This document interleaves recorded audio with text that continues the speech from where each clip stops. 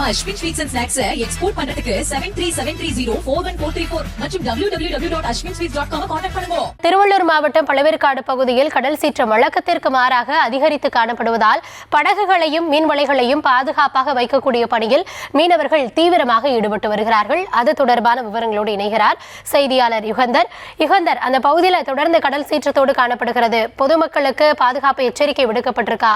மீனவர்கள் என்னென்ன முன்னெச்சரிக்கை நடவடிக்கையில் ஈடுபட்டிருக்காங்க? முழுமையான விவரங்களை வழங்கல. நிச்சயமாக கௌதமி, திருவள்ளூர் மாவட்டம் முழுவதும் 2 நாட்களாக கொட்டி தீர்த்த கனமழையின் காரணமாக பொன்னேரி பகுதியில் 20 சென்டிமீட்டர் மழையானது பதிவாகி இருக்கிறது. கடந்து மீனவர்கள் கடல் சீற்றம் அதிகமாக காணப்படுவதால் மீனவர்கள் 9 நாட்களாக மீனவர்கள் கடலுக்கு செல்லவில்லை. கடல் சீற்றம் அதிகமாக காணப்படுகிறது என்பதற்காக மீன்வளத்துறை சார்பில் 9 மீனவர்கள் கடலுக்கு செல்ல வேண்டாம் என அறிவுறுத்தலும் வழங்கப்பட்டிருக்கிறது.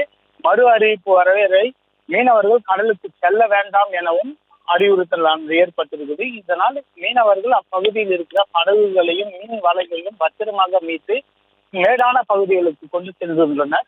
இவர்களுக்கு நிவாரணமானது வழங்கப்பட வேண்டும் எனவும் அரசு சார்பில் பாத்தீங்கன்னா மழை நிவாரண காலங்களில் நிவாரணம் உரிமையாக வழங்க வேண்டும் என்று அவருடைய கோரிக்கையாக இருக்கிறது.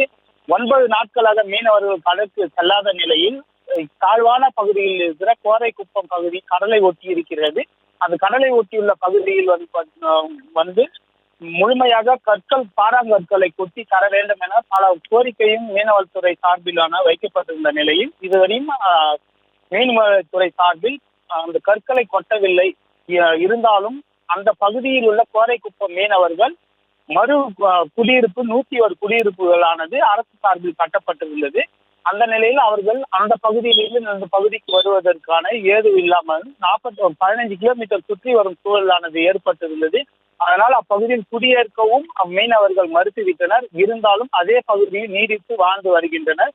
தங்களுக்கான கற்களை கொட்டி கொடுத்தால் பாறாங்கற்களை கொட்டி கொடுக்க வேண்டும் என அரசானது தெரிவித்திருக்காங்க. விவரங்களுக்கு நன்றி யுகந்தர். நம்ம Ashwin sweets and snacks export பண்றதுக்கு 7373041434 மற்றும் www.ashwinsweets.com கான்டாக்ட் பண்ணுங்க.